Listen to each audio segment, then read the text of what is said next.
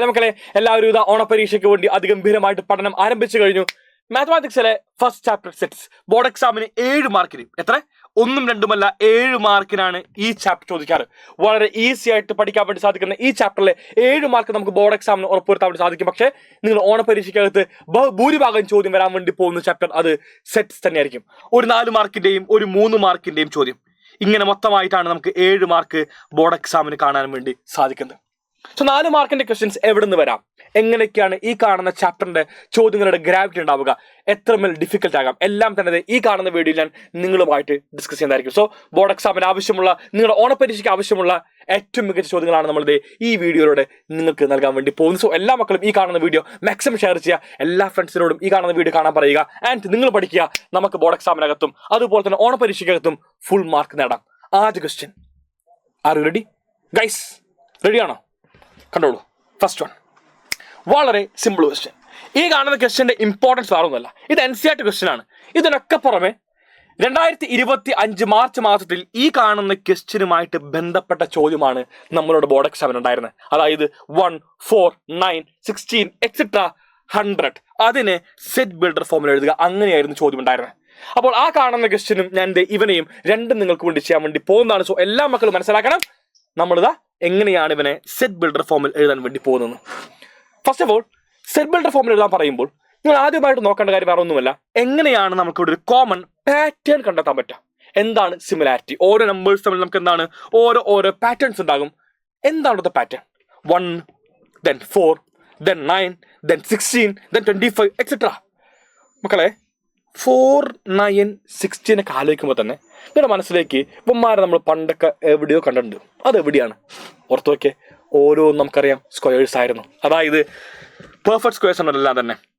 1 square ആണ് 1 എന്ന് പറഞ്ഞാൽ, അതായത് 4 എന്തായിരിക്കും 2 സ്ക്വയർ ആണ്, 9 എന്തായിരിക്കും 3 സ്ക്വയർ ആയിരിക്കും, 16 എന്തായിരിക്കും 4 സ്ക്വയർ ആയിരിക്കും, 25 എന്ന് പറഞ്ഞാൽ 5 സ്ക്വയർ ആയിരിക്കും, അങ്ങനെ എക്സെട്ര. ഇവിടെ തന്നിരിക്കുന്നത് വേറെ ഒന്നുമല്ല, സ്ക്വയേഴ്സ് ആണ്. ഓരോ നമ്പേഴ്സിന്റെയും സ്ക്വയേഴ്സ് ആണ് ഇവിടെ കിടക്കുന്നത്. ഇനി അടുത്ത് വരാൻ വേണ്ടി പോകുന്ന ആൾ 36 ആയിരിക്കും, 6ന്റെ സ്ക്വയർ. പിന്നെ 7ന്റെ സ്ക്വയർ 49 ആയിരിക്കും. പിന്നെ 8ന്റെ സ്ക്വയർ എന്താണ് 64 ആയിരിക്കും. അങ്ങനെ സ്ക്വയേഴ്സ് ആണ് നമുക്ക് ഇവിടെ കാണാൻ വേണ്ടി സാധിക്കുന്നത്. ഒരു കോമൺ പ്രോപ്പർട്ടി മനസ്സിലായി, വേറെ ഒന്നുമല്ല, സ്ക്വയേഴ്സ് ആണ്. അത് കിട്ടി, മാറ്റിവെച്ചു. ഇനി ഞാൻ പറയാൻ വേണ്ടി പോകുന്ന കാര്യം ശ്രദ്ധിക്കാം. സ്ക്വയേഴ്സ് പറഞ്ഞു നമ്പേഴ്സ് ഇവിടെ വളരെ വ്യക്തമായിട്ടുണ്ട്. 1 square, 2 square, 3 square, 4 square, 5 square, ഇങ്ങനെ പോകുന്നു കേട്ടോ. ഇവിടെ ഒരാൾ കോൺസ്റ്റന്റാ, ഒരാൾ മാറുന്നില്ല, എപ്പോഴും അതുപോലെ തന്നെ കട്ടക്ക് നിൽക്കുന്നു. മാറാത്തവനാരാ? അത് സ്ക്വയറാ. കണ്ടോ, 2, 2, 2, 2, 2 മാറുന്നില്ല, അവൻ സെയിമാ. പക്ഷെ ബേസോ? ബേസ് മാറുന്നു. ബേസ് എന്താ? ബേസ് ആദ്യം 1 ആയിരുന്നു, പിന്നെ ബേസ് 2 ആണ്, പിന്നെ ബേസ് 3 ആയി, പിന്നെ ബേസ് 4 ആയി, പിന്നെ ബേസ് 5 ആയി, പിന്നെ ബേസ് 6ഉം 7ഉം 8ഉം 9ഉം അങ്ങനെ ബേസ് മാറിക്കൊണ്ടിരിക്കുന്നു. അതായത് ബേസ് മാറുന്നുണ്ട്, നമ്മുടെ പവർ മാറുന്നില്ല. പവർ അതുപോലെ തന്നെ നിൽക്കാം. നമ്മൾ ഇവൻ എങ്ങനെ എഴുതും? പവർ മാറാതെ, പവർ എപ്പോഴും സ്ക്വയർ ആണ്. പക്ഷേ ബേസ് എന്ത് ചെയ്തു? ഞാൻ ബേസ് ഒരു വേരിയബിളായി കൊടുത്തു, ബേസ് n കൊടുത്തു, അഥവാ n സ്ക്വയർ. അപ്പോൾ ഈ കിടക്കുന്നവന് നമുക്ക് എന്താണ് വേണമെങ്കിൽ n സ്ക്വയർ എന്ന് പറയാം. n എന്തൊക്കെയാണ്? n 1 ആകാം, n 2 ആകാം, n 3 ആകാം, n 4 ആകാം, n 5 ആകാം, n 6, 7, 8, 9, 10 അങ്ങനെ പോയിക്കൊണ്ടിരിക്കും. അതായത് n can be natural number എന്ന് പറയാൻ വേണ്ടി സാധിക്കും. ഇവിടെ ഇൻഡിജർ ആയാലും നമുക്ക് എന്താണ് പ്രശ്നമുണ്ട്, കാരണം ഇവിടെ 0 എന്ന് പറയുന്ന ഒരു നമ്പർ ഇല്ല. അതുകൊണ്ട് ഇൻഡിജറിലേക്ക് ചിന്താഗതി പോകണ്ട. തൽക്കാലം നമുക്ക് എന്താണ് നാച്ചുറൽ നമ്പേഴ്സിൽ മാത്രം പിടിച്ചു നിർത്താൻ മതി. ഇനി സെറ്റ് ബിൽഡർ ഫോമിൽ എഴുതുമ്പോൾ a equal to set of all. First step എന്ന് പറഞ്ഞാൽ എല്ലാവരും എക്സ് സച്ച് ദാറ്റ് എന്ന് പറഞ്ഞാൽ എഴുതാം. X such that. ഈ കാണുന്ന എക്സ്, ഇവിടെയുള്ള ഓരോ വാല്യൂസിൻ്റെയും എന്താ പ്രത്യേകത? അത് n സ്ക്വയർ ആണ്. അതായത് എക്സ് എന്താണ് മക്കളെ? n സ്ക്വയർ ആണ്. ഇനി ഈ കാണുന്ന n എന്തൊക്കെയാവും? n ഞാൻ പറഞ്ഞിരുന്നു 1, 2, 3, 4, 5, 6 അങ്ങനെ ഏതൊരു എണ്ണൽ സംഖ്യ, ഏതൊരു നാച്ചുറൽ നമ്പർ ആവാൻ വേണ്ടി സാധിക്കും. ഞാൻ എഴുതി n belongs to natural number. ഇത്ര മാത്രമാണ് ഇവന്റെ ആൻസർ വരുന്നത്. പക്ഷെ ഇതേ ചോദ്യം ഞാൻ ചെറുതായിട്ട് മാറ്റി, ഒരു സ്ലൈറ്റ് ചേഞ്ച്, സ്മോൾ ഡിഫറൻസ്, ഒരു ചെറിയ മാറ്റം മാത്രമേ വരുന്നുള്ളൂ. ചോദ്യം ഇങ്ങനെ എഴുതി, a equal to set of all 1, 4, 9, 16 etcetera 100 എന്നാക്കി. എൻഡ് പോയിന്റ് ഉണ്ട്, അവസാനമുണ്ട്, ഇറ്റ്സ് 100. നമ്മൾ എന്ത് ചെയ്യും? പെട്ടോ മല്ലയ്യ? പെട്ടൊന്നുമില്ല. ഇപ്പോൾ പറഞ്ഞ പോലെ തന്നെ സംഭവം സ്ക്വയറാ. അതായത് ഇവന്മാർക്ക് നമുക്ക് എന്താണ് കോമൺ പ്രോപ്പർട്ടി ഉണ്ട്, അത് സ്ക്വയർ ആണ്. ഞാൻ n സ്ക്വയർ എന്ന് എഴുതി. ചോദ്യം വേറൊന്നുമല്ല, ഇവിടെ നമുക്ക് എവിടെ മുതൽ എവിടം വരെയുണ്ട്. ഇവൻ 1 സ്ക്വയർ ആയിരുന്നു, ഇവൻ 2 സ്ക്വയർ ആയിരുന്നു. അങ്ങനെ നമുക്ക് എവിടം വരെയുണ്ടാ 10 സ്ക്വയർ വരെയുണ്ട്. അതായത് n എന്തൊക്കെ ആവാം, ബേസ് എന്ന് പറഞ്ഞാൽ ഈ കിടക്കുന്ന n എന്ന് പറഞ്ഞാൽ അത് 1 ആകാം, അത് 2 ആവും, എക്സെട്ര അത് 10 ആവാം. 1 2 3 എക്സെട്ര 10 വരെ മാത്രമാണ് നമുക്ക് എന്ത് ഇതിന്റെ ബേസിന് ആകാൻ വേണ്ടി സാധിക്കുക. അവിടെയാണ് ഈ ക്വസ്റ്റ്യൻ നിൽക്കുന്നത്. എല്ലാ മക്കളും അത് മനസ്സിലാക്കാം. ഞാൻ ഇത് നേരത്തെ എഴുതിയ പോലെ തന്നെ a equal to set of all x such that x equal to n square. അതിലൊന്നും മാറ്റില്ല. പക്ഷെ ഇനി പറയാൻ വേണ്ടി പോകുന്നതാരും ശ്രദ്ധിക്കണം എല്ലാവരും. n എന്താണ്, n നാച്ചുറൽ നമ്പർ തന്നെയാണ്, പൊളിച്ചു. പക്ഷെ n ഒരു എന്താണ് 10 അല്ലെങ്കിൽ 10നേക്കാളും താഴെ മാത്രമേ ആവാൻ പാടുള്ളൂ. So n less than or equal to 10 എന്ന് എഴുതാം, അല്ലെങ്കിൽ n ലെസ് ദാൻ 11 എന്ന് എഴുതാം. രണ്ടും ഓക്കെ ആണ് കേട്ടോ. ഞാൻ ഇത് ഇങ്ങനെ എഴുതി ഈ കാണുന്ന ക്വസ്റ്റ്യൻ മൈൻഡ് അപ്പ് ചെയ്തു. ഇവിടെ നമ്മൾ എന്താ ചെയ്തത്, നമ്മുടെ n-ന് ബൗണ്ടറി ഉണ്ടായിരുന്നു, ആ കാണുന്ന ബൗണ്ടറി കൂടി ഇതാ ഫിക്സ് ചെയ്ത് വെച്ചിരിക്കുകയാണ്. ഇങ്ങനെയാണ് മക്കളെ നമ്മൾ സെറ്റ് ബിൽഡർ ക്വസ്റ്റ്യൻ്റെ എല്ലാം തന്നെ ചെയ്യേണ്ടതെന്ന് പറഞ്ഞുകൊണ്ട് ഞാൻ നേരെ പോകുന്നു അടുത്ത ക്വസ്റ്റ്യനിലേക്ക്. ശ്രദ്ധിക്കാം, വായിക്കൂ. If a is a subset of b then a intersection b. a എന്ന് പറയുന്നത് സബ്സെറ്റ് ഓഫ് b ആണെങ്കിൽ a സബ്സെറ്റ് ഓഫ് b. എനിക്ക് ആദ്യമായിട്ട് സബ്സെറ്റ് പറയുമ്പോൾ നിങ്ങളുടെ മനസ്സിലേക്ക് വെണ്ടകരം പറയാതിരിക്കാൻ വേണ്ടി സാധിക്കില്ല. വെണ്ടകരം പറഞ്ഞാൽ മാത്രമാണ് നമ്മുടെ സബ്സെറ്റ് പൂർത്തിയാവുകയുള്ളൂ. ഞാൻ വെണ്ടകരം വരയ്ക്കാൻ വേണ്ടി പോകുന്നു കേട്ടോ. അപ്പോൾ എല്ലാവരും നോക്കി വെണ്ടകരം. ഞാൻ നേരെ തന്നെ ഒരു റെക്ടാങ്കുലർ ബോക്സ് വരച്ചു, പൊളിച്ചു, കൊള്ളാം. അടുത്ത് a സബ്സെറ്റ് ഓഫ് b ഞാൻ ചെയ്യാൻ വേണ്ടി പോകുന്നു. സബ്സെറ്റ് എന്ന് പറഞ്ഞാൽ എപ്പോഴും മനസ്സിലാക്കണം, ഒന്നിൻ്റെ ഉള്ളിലായിരിക്കും മറ്റൊന്ന്. a സബ്സെറ്റ് ഓഫ് b, ഒന്നിൻ്റെ ഉള്ളിൽ മറ്റൊന്ന്. ഇതാ രണ്ടാമത്തെ ആൾ. അപ്പൊ ചോദിക്കും, ആരാ വലുത് ഇവിടുത്തെ? ഇവിടെ വലിയവൻ നമുക്ക് ബ്ലാക്കിൽ കളർ നിൽക്കുന്നവനാണോ അല്ലെങ്കിൽ വൈറ്റ് ആണോ? ആ ഒരു ചോദ്യമാണ് ഇവിടുത്തെ. ഓട്ടോമാറ്റിക്കലി വായ എങ്ങോട്ടാണോ ഓപ്പൺ അവൻ വലുത്. ഇവിടെ വായ ഓപ്പൺ ഇങ്ങടാ, ബിയുടെ അങ്ങടാണ്. സോ ബി ആണ് വലുത്. ഇവൻ ബി, ഇവൻ എ. ഇതാണ് a സബ്സെറ്റ് ഓഫ് ബിയുടെ വെണ്ടഗ്രാം. ഈ കാണുന്ന വെണ്ടഗ്രാം ഉണ്ടെങ്കിൽ ഈസി വേറെ ഒന്നുമല്ല, നമുക്ക് ചോദ്യമൊക്കെ തന്നെ വളരെ ഈസി ആയിട്ട് നമുക്ക് എന്താണ് ചെയ്യാൻ വേണ്ടി സാധിക്കും. a ഇന്റർസെക്ഷൻ ബി മാത്രമല്ല, a യൂണിയൻ ബി ആയിക്കോട്ടെ, b മൈനസ് a ആയിക്കോട്ടെ, അങ്ങനത്തെ ഒരുപാട് ചോദ്യം നമുക്ക് എന്താണ് ഒന്നിച്ച് തന്നെ വർക്ക്ഔട്ട് ചെയ്യാൻ വേണ്ടി സാധിക്കും. ഇവിടെ a സബ്സെറ്റ് ഓഫ് ബി വരച്ചു, a ഇന്റർസെക്ഷൻ ബി. മക്കളെ, ഇവനാണ് നമ്മുടെ a എന്ന് പറയുന്നവൻ. മൊത്തമായിട്ട് ഷെയ്ഡ് ചെയ്തു, ഇതാണ് നമ്മുടെ ബി എന്ന് പറയുന്നവൻ. നിങ്ങൾ പറയും നിങ്ങൾക്ക് a ഇന്റർസെക്ഷൻ ബി വേണം, അതായത് എയിലും ബിയിലും കോമൺ ആയ പീസ് വേണം. എയിലും ബിയിലും കോമൺ ആയ പീസ് നിങ്ങളൊന്ന് ശ്രദ്ധിച്ച് നോക്കുകയാണെങ്കിൽ മനസ്സിലാക്കാൻ വേണ്ടി പറ്റുമേ. ഈ ഒരു ഭാഗം, ഈ ഒരു ചെറിയ ഭാഗം മാത്രമാണ് നമുക്ക് എന്ത് എയിലും ബിയിലും കോമൺ ആയിട്ട് കാണാൻ വേണ്ടി സാധിക്കുക. Which means a intersection B. ഈ കാണുന്ന ക്വസ്റ്റ്യനകത്ത് എന്താണ്, അത് a ആണ്. ആൻഡ് ഇവന്റെ വെണ്ടഗ്രാം ആവശ്യമുണ്ട്, a ഇന്റർസെക്ഷൻ ബിയുടെ വെണ്ടഗ്രാം ആവശ്യമുണ്ട്. നമ്മൾ നേരെ മാച്ചു. ഇതാണ് നമുക്ക് എന്ത് ഇവിടുത്തെ a ഇന്റർസെക്ഷൻ ബിയുടെ വെണ്ടഗ്രാം വരുന്നത്. ഈ ഒരു ചെറിയ ഭാഗം മാത്രമാണ് നമുക്ക് ഷെയ്ഡ് ചെയ്യാൻ ആവശ്യമുള്ളൂ. അങ്ങനെ ഈ ചോദ്യം കഴിഞ്ഞു. ഇങ്ങനെ നിൽക്കുമ്പോൾ ഓട്ടോമാറ്റിക്കലി എൻ്റെ മനസ്സിലേക്ക് വേറെ ഒരു ചോദ്യം കൂടി പോകുന്നു. ഈ കാണുന്ന സെയിം ക്വസ്റ്റ്യൻ, ഡിറ്റോ ക്വസ്റ്റ്യൻ ഞാൻ ഇങ്ങനെ ചോദിച്ചു എന്നിരിക്കാം. മക്കളെ, ഞാനിവിടെ ഇന്റർസെക്ഷൻ മാറ്റി യൂണിയൻ ആക്കി. യൂണിയൻ a യൂണിയൻ ബി എന്തായിരിക്കും? a സബ്സെറ്റ് ഓഫ് ബി ആണെങ്കിൽ എന്തായിരിക്കും a യൂണിയൻ ബി? ആദ്യമായിട്ട് എല്ലാവരും എന്ത് ചെയ്യണം, നിങ്ങളുടെ പ്രിയപ്പെട്ട വെണ്ടഗ്രാം വരയ്ക്കാം. സബ്സെറ്റിന്റെ വെണ്ടഗ്രാം ഞാൻ വരച്ചു, പക്ഷേ ഐറ്റം വരച്ചു. ഇനി എന്ത് ചെയ്യുന്നു, ഇനി a യൂണിയൻ ബി എന്തായിരിക്കും? a യൂണിയൻ ബി എന്ന് പറഞ്ഞാൽ എയിലും ബിയിലുമുള്ള എല്ലാ എലമെന്റ്സും വേണം. ഇതാണ് a. ആരാ ബി? മൊത്തമാണ് ബി. ഇത് മൊത്തം. അപ്പൊ എയിലും ബിയിലുമുള്ള കംപ്ലീറ്റ്, എയിലൊക്കെ അവിടെ ഷെയ്ഡിങ് ഉണ്ടോ, ബിയിൽ അവിടെ ഷെയ്ഡിങ് ഉണ്ടോ, മൊത്തം ഷെയ്ഡിങ് ഒന്നിച്ച് വെക്കുക. അതാണ് a യൂണിയൻ ബി. മൊത്തം ഷെയ്ഡിങ് ഒന്നിച്ച് വരുമ്പോൾ അത് ആരായി മാറി? അത് ബി ആയിട്ട് മാറി, സെറ്റ് ബി ആയിട്ട് മാറി. So a union B will be equal to B.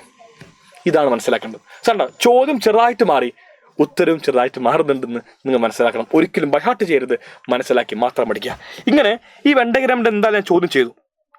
അപ്പോൾ ഓട്ടോമാറ്റിക്കലി എൻ്റെ മനസ്സിലേക്ക് വേറൊരു ക്വസ്റ്റ്യൻ വരും. അത് ഇവനാണ്. m സബ്സെറ്റ് ഓഫ് n ആണെങ്കിൽ എന്തായിരിക്കും n മൈനസ് m എന്ന് പറയുന്നത്? ഇവിടെ എയും ബിക്കും പകരം ആരായി മാറി ആശാൻ? നമുക്കിവിടെ n-ഉം m-ഉമായിട്ട് മാറി. ഞാൻ നേരത്തെ വരച്ച വെണ്ടഗ്രാം വീണ്ടും വരയ്ക്കുന്നു. ഇതാണ് നമ്മുടെ യൂണിവേഴ്സൽ സെറ്റ് യു എങ്കിൽ ഇവനാണ് നമുക്ക് a എങ്കിൽ, സോറി ഇവിടെ എയും ബി അല്ല, ഇവിടെ m-ഉം ആണ്. എന്തായാലും ഞാൻ 2 വട്ടം വരച്ചു. സബ്സെറ്റ് ആണല്ലോ. സബ്സെറ്റ് ആണെങ്കിൽ ഒന്നിൻ്റെ ഉള്ളിൽ മറ്റൊന്ന് ആ ഐഡിയ വരച്ചു. ഇവിടെ ആരാ വലുത്? n ആണ്. n അങ്ങോട്ട് വായ ഓപ്പൺ, n വലുത്, m ചെറുത്. അപ്പോൾ എന്താ വേണ്ടേ? n മൈനസ് m ആണ്. നമ്മൾ എന്ത് ചെയ്തു? നമ്മൾ നേരത്തെ ആദ്യം n ഫുള്ള് ഷെയ്ഡ് ചെയ്തു മക്കളെ. ഇതാണ് നമ്മുടെ ഫുള്ള് n കേട്ടോ. n ഇപ്പം എല്ലാവരും നോക്കണം, n എന്ന് പറയുന്നത് ഈ കാണുന്ന ഭാഗം കംപ്ലീറ്റ് ആണ്. n കിട്ടി. ഇനി എന്ത് വേണം? ഇനി നമുക്ക് നേരത്തെ തന്നെ m വേണം. അപ്പോൾ m വേണ്ടി ഞാനത് m ഷെയ്ഡ് ചെയ്തു. ഇതാണ് m. ഈ പറയുന്ന n - m എന്ന് പറഞ്ഞാൽ എന്താ ചെയ്യണ്ടേ? എന്നിൽ നിന്ന് എന്നിലും എമ്മിലും കോമൺ ആയ പീസ് കളയാം. ആദ്യം വരുന്നത് n ആയതുകൊണ്ട് ശ്രദ്ധിക്കണം, ആദ്യം വന്നത് n ആയതുകൊണ്ട് നമ്മൾ എന്ത് ചെയ്യണം? എന്നിൽ നിന്ന് എന്നിലും എമ്മിലും കോമൺ ആയ ഭാഗം കളയാ. ഞാൻ ഇവനാണ് കോമൺ പീസ്, അത് കളഞ്ഞു. നമ്മളെ മറ്റൊരു ഉഴുന്നുവട ഷേപ്പൊക്കെ കിട്ടും. അതാണ് ഈ പറയുന്ന n - m വെണ്ടയർ എന്ന് പറയുന്നത്. ഞാൻ നേരത്തെ തന്നെ വെണ്ടയറെ പറഞ്ഞു പോകുമ്പോൾ ഓട്ടോമാറ്റിക്കലി ഈ ഒരു ചോദ്യം കയറി വന്നു. വെണ്ടയറത്തിന്റെ വേറൊരു ചോദ്യം, എങ്ങനെയാണ് നമുക്ക് ഇവനെ സോൾവ് ചെയ്യാൻ പറ്റുക? ഇവിടെ എന്താണ്? ആദ്യം എയും ബിയും വേണം. എന്താണ് എ, എന്താണ് ബി? മക്കളെ ഇവിടെ സെറ്റ് എ ഉണ്ട്, കംപ്ലീറ്റ് നോക്കി ഇവൻ. ഇതാണ് സെറ്റ് എ. സോ എ എന്ന് പറഞ്ഞാൽ വേഗം എഴുതി വെക്കാം. It is 1, 3, 4 and 8. ബി എന്താ? ഈ കാണുന്ന സെക്കൻഡ് സെറ്റ് 2, 3, 5 അതാണ് ബി. ബി എന്ന് പറയുന്നത് 2, 3, 5 കഴിഞ്ഞു. എന്താ വേണ്ടത്?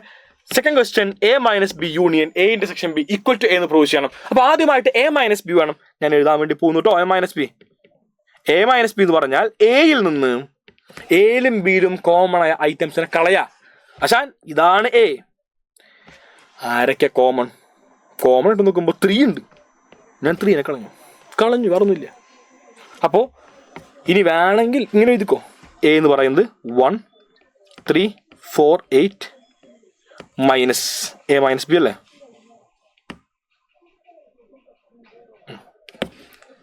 അടുത്ത് സെറ്റ് 2, 3, 5 നോക്കിയേ. കോമൺ പീസ് 3 മാത്രമേ ഉള്ളൂ, കളഞ്ഞു.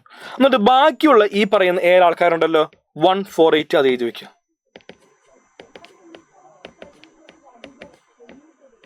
ഇതാണ് നമ്മുടെ എ - ബി. അടുത്ത് എ ഇന്റർസെക്ഷൻ ബി വേണം. എ ഇന്റർസെക്ഷൻ ബി എന്ന് പറഞ്ഞാൽ ഹോപ്പ് യു ഓൾ നോ അത് എയിലും ബിയിലും കോമൺ ആയ പീസ് മാത്രം, രണ്ടിലും കോമൺ ആയ 3 മാത്രമാണെന്ന് അറിയാം. എഴുതി സെറ്റ് 3. എന്താ വേണ്ടേ? ഇവന്റെ union A - B union A intersection B വേണം. അപ്പോൾ A - B union A intersection B എന്ന് പറഞ്ഞാൽ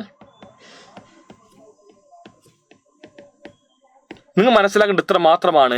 എ - ബിയിലും എ ഇന്റർസെക്ഷൻ ബിയിലും ഉള്ള എല്ലാവരും എഴുതുക. എ - ബിയിൽ 1, 4, 8 ഉണ്ട്. എ ഇന്റർസെക്ഷൻ ബിയിലോ 3 ഉണ്ട്. സോ 1, 4, 8, 3 1, 4, 3, 8 അല്ലെങ്കിൽ 1, 3, 4, 8. ഹോപ്പ് യു ഓൾ നോ അവൻ തന്നെയായിരുന്നു നമ്മുടെ പ്രിയപ്പെട്ട എ എന്ന് പറഞ്ഞാൽ.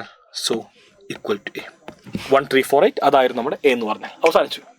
അവസാനമായിട്ട് പോകുന്നു ഈ കാണുന്നതിന്റെ last part A intersection B whole complement. അതായത് എ ഇന്റർസെക്ഷൻ ബിയിൽ ഇല്ലാത്ത ബാക്കി എല്ലാവരുടെ കോംപ്ലിമെന്റ് ഉണ്ട്. സോ എ ഇന്റർസെക്ഷൻ ബിയിൽ ഇല്ലാത്തവൻ മക്കളെ ആരെ ഇന്റർസെക്ഷൻ ഉള്ളത്? 3 മാത്രം. സോ 3ക്ക് പുറമെയുള്ള എല്ലാവരും എഴുതുക. എല്ലാവരും. അതായത് ഇവിടെ എന്തുണ്ട്? 1 ഉണ്ട്, 2 ഉണ്ട്, പിന്നെ 4 ഉണ്ട്, 5 ഉണ്ട്, 6 ഉണ്ട്, 7 ഉണ്ട്, 8 ഉണ്ട്, 9 ഉണ്ട്. സോ 1, 2, 4, 5, 6, 7, 8, 9 അതാണ് ഈ കാണുന്നതിന്റെ ആൻസർ. ശ്രദ്ധിക്കണം, എ ഇന്റർസെക്ഷൻ ബി അല്ല ചോദ്യം. A intersection B complement. അതായത് 3ക്ക് പുറമെ ഇവിടെ എ ഇന്റർസെക്ഷൻ ബി ഉണ്ട്. 3ക്ക് പുറമെ ബാക്കി എല്ലാവരും ഇതിന്റെ ആൻസർ ആണ്. ശ്രദ്ധിക്കേണ്ടതുണ്ട്, ഇവിടെ യൂണിവേഴ്സൽ ഗിവൺ അല്ല. യൂണിവേഴ്സൽ സെറ്റ് എന്ന് പറഞ്ഞാൽ ഈ കാണുന്ന റെക്ടാങ്കുലർ ബോക്സിലെ എല്ലാ നമ്പേഴ്സുമാണ് നമ്മുടെ യൂണിവേഴ്സൽ സെറ്റായിട്ട് കാണപ്പെടുന്നത്. ഞാനിതാ ഈ കാണുന്ന ഭാഗത്തെ അടുത്തൊരു ക്വസ്റ്റ്യനിലേക്ക് പോകുന്നു. ശ്രദ്ധിക്കാം. റൈറ്റ് ഓൾ സബ്സെറ്റ് ഓഫ് ഈ കാണുന്ന 1, 2. 1, 2 എന്ന് പറയുന്നവന്റെ എല്ലാ സബ്സെറ്റും എഴുതാൻ വേണ്ടി പറയുമ്പോൾ എന്താ ചെയ്യേണ്ടത്? ആദ്യമായിട്ട് എംപ്റ്റി എഴുതാം. Empty set is subset of all set. പിന്നെ ഓരോന്നിനെയും ഒറ്റയ്ക്ക് മാത്രം എഴുതുക. അതായത് 1 ഉണ്ട്, ഞാൻ എഴുതി സെറ്റ് 1. 2 ഉണ്ട്, ഞാൻ എഴുതി സെറ്റ് 2. ഒറ്റയ്ക്ക് എഴുതി. ഇനി എന്താ ചെയ്യുക? അറ്റടം 2 പേരെ എഴുതുക. അതായത് set 1, 2. Take 2 elements at a time. ഇതാണ് ഇവന്റെ എല്ലാ സബ്സെറ്റും. ഇങ്ങനെ ഈ കാണുന്ന ക്വസ്റ്റ്യൻ പറഞ്ഞപ്പോൾ ഓട്ടോമാറ്റിക്കലി ഞാൻ നിങ്ങൾക്ക് അടുത്ത ക്വസ്റ്റ്യൻ തരുന്നു. എ എന്ന് പറഞ്ഞ സെറ്റ് മക്കളെ അത് 1, 2, 3 ആയിരുന്നെങ്കിൽ എന്താണ് ഇവന്റെ സബ്സെറ്റ്? ആദ്യമായിട്ട് നമ്മൾ എന്ത് എഴുതി? എംപ്റ്റി സെറ്റ് തന്നെ എഴുതി. Empty set. പിന്നെ എന്ത് എഴുതി? ഓരോ എലമെന്റിനെയും ഒറ്റയ്ക്ക് മാത്രം എഴുതുക. ആദ്യം 1 ആണ്, സെറ്റ് 1. പിന്നെ 2 ഉണ്ട്, സെറ്റ് 2. പിന്നെ 3 ഉണ്ട്, സെറ്റ് 3. കണ്ടോ? ഓരോ എലമെന്റ്സിനെയും നമ്മൾ ഒറ്റയ്ക്ക് ഓരോ സെറ്റായിട്ട് എഴുതി. ഇനി എന്ത് ചെയ്യണം? അറ്റ് എ ടൈം 2 പേര് എഴുതാം. അപ്പോൾ 1 2 ഉണ്ട്, 2 3 ഉണ്ട്, ഒന്നും കൂടി ഇടേതാ 1 3. Set 1 2, set 2 3 and set 1 3. അങ്ങനെ 2 പേരെ കഴിഞ്ഞു. അപ്പോൾ ചോദ്യം തൊട്ടുപാടെങ്കിൽ അച്ഛനെ 1 2 ഉണ്ട്, അപ്പോൾ 2 1 ഇവിടെ 2 1. മക്കളെ മനസ്സിലാക്കുക, സെറ്റിനകത്ത് ഓർഡറിന് യാതൊരു ഇമ്പോർട്ടൻസും ഇല്ല. 1 2 എന്ന് പറയുന്നതും 2 1 എന്ന് പറയുന്നതും രണ്ടും സെയിം തന്നെയാണ്. സോ 1 2 2 3 1 3 ആൻഡ് ഫൈനലി 3 പേരെ അറ്റ് എ ടൈം ഒന്നിച്ചെടുക്കുക. It is set 1 2 3. അവസാനിച്ചു. ഇതാണ് ഈ കാണുന്ന ക്വസ്റ്റ്യൻ്റെ ശരി ഉത്തരമായിട്ട് വരുന്നത്. നമ്മൾ നേരെ തന്നെ ഈ കാണുന്ന ഭാഗത്തിൽ ഞാൻ അവസാന 2 ക്വസ്റ്റ്യനിലേക്ക് പോകുന്നു. ശ്രദ്ധിക്കണം എല്ലാവരും. ദേ ഇവനെ എ ഇൻ്റർസെക്ഷൻ എ കോംപ്ലിമെൻറ്റ്. ഞാൻ നേരെ പണ്ടെങ്കിലും വരയ്ക്കാം. ഇതാണ് യൂണിവേഴ്സൽ സെറ്റ്. ഇവനാണ് നമ്മുടെ സെറ്റ് എ. നിങ്ങൾ മനസ്സിലാക്കണം, ഇവൻ എ. അപ്പം എന്താ എ കോംപ്ലിമെൻറ്റ്? ഇവൻ്റെ പുറത്തുള്ള ഭാഗം, പുറത്തുള്ള കംപ്ലീറ്റ് പീസ് കണ്ടോ, പുറത്തുള്ളവൻ, അതാണ് എ കോംപ്ലിമെൻറ്റ്. ചോദിക്കട്ടെ, നിങ്ങൾക്ക് ഇവനിൽ എന്തെങ്കിലും കോമൺ ആയ ഭാഗം കാണാൻ പറ്റുന്നുണ്ടോ? കോമൺ മഞ്ഞയും പച്ചും കോമൺ ഉണ്ടോ? ഒരു കോമൺ പോലും ഇല്ല. എന്തുകൊണ്ട് common? Intersection, which means common piece വേണം. എവിടെയും കോമൺ ഇല്ല, അതായത് ഇവൻ എം ടി ആയിരിക്കും. He's empty, no common piece. ചോദ്യം മാറ്റി, ചോദ്യം ഇങ്ങനെയായിരുന്നിരിക്കുക. ഈ ഇൻ്റർസെക്ഷൻ മാറ്റി union, A union A complement. എന്തായിരിക്കും എ യൂണിയൻ എ കോംപ്ലിമെൻറ്റ്? ഞാൻ വീണ്ടും പറയുന്നു, യൂണിയൻ എടുക്കുമ്പോൾ മൊത്തമായിട്ട് വേണം. ഇതിനകത്ത് ഷെയ്ഡ് ചെയ്ത എല്ലാ പോർഷനും വേണം. ഷെയ്ഡ് ചെയ്ത ഈ കാണുന്ന പോർഷനും ഷെയ്ഡ് ചെയ്ത ബാക്കിയുള്ള ഈ കാണുന്ന പോർഷനും എല്ലാം കൂടി ഒന്നിച്ച് വായിക്കുമ്പോൾ അത് മറ്റാരുമല്ല, അത് നമ്മുടെ യൂണിവേഴ്സൽ സെറ്റായിട്ട് മാറി. The answer is U, universal set U. കണ്ടോ, ഓട്ടോമാറ്റിക്കലി ഞാനിതാ ഇവിടുത്തെ വേറെ ക്വസ്റ്റ്യനിലേക്ക് പോകുന്നു. യൂണിവേഴ്സൽ സെറ്റ് ഇൻ്റർസെക്ഷൻ എ എന്താണെന്ന്. മക്കളെ, യൂണിവേഴ്സൽ സെറ്റ് നമുക്കറിയാം, മൊത്തമായിട്ടുള്ള സെറ്റ് നമുക്ക് എന്താണ്, ഇതാണ് യൂണിവേഴ്സൽ സെറ്റ് എന്ന് പറയുന്നത്. ആൻഡ് ഇവനാണ് നമ്മുടെ സെറ്റ് എ എന്ന് പറഞ്ഞാൽ ഇത് രണ്ടിലെയും കോമൺ ആയ പീസ് എന്ന് പറയുന്നത് ഇവൻ മാത്രമാണ്. യൂണിവേഴ്സൽ സെറ്റ് എന്ന് പറഞ്ഞാൽ ഫുൾ ഷെയ്ഡാണ്, മൊത്തം ഷെയ്ഡ് കേട്ടോ. ഇതാണ് യൂണിവേഴ്സൽ സെറ്റ്. മൊത്തമായിട്ട് ഇവിടെ യു ഉണ്ട് ആൻഡ് ഇവിടെ എ ഉണ്ട്. രണ്ടില് common piece. Hope you all know it is nothing but A. So the answer is A. ഇനി ഇവിടെ ഡി മോഗൻസിലുള്ള ചോദ്യം ബാക്കിയുണ്ട്. ആ കാണുന്ന ക്വസ്റ്റ്യൻ വേണമെങ്കിൽ, അതുപോലെ തന്നെ ഈ കാണുന്ന ചാപ്റ്ററിലെയും നെക്സ്റ്റ് ചാപ്റ്ററിലെയും എല്ലാം തന്നെ ക്വസ്റ്റ്യൻസ് വേണമെങ്കിൽ നിങ്ങൾ എല്ലാവരും കമന്റ് ബോക്സിൽ രേഖപ്പെടുത്തുക. അതുപോലെ തന്നെ എങ്ങനെയുണ്ട് ക്ലാസ് എന്നും കൂടി നിങ്ങൾ എല്ലാവരും കമന്റ് ബോക്സിൽ ഒന്ന് വരുത്തുക എന്ന് പറഞ്ഞുകൊണ്ട് ഞാൻ മൈൻഡ് അപ്പ് ചെയ്യുന്നു. So guys bye. നിങ്ങളുടെ ഓരോ കമന്റ്സും അത്രമേൽ വാല്യുബിൾ ആണ്. Thank you all. Signing off Afnas AK from xylem learning. എല്ലാവരും അത് ഗംഭീരമായി പഠിക്കുക. നമ്മൾ ഒന്നിച്ച് പഠിച്ചുകൊണ്ട് തന്നെ +1 ഫുൾ മാർക്ക് ഉറപ്പുവരുത്തും.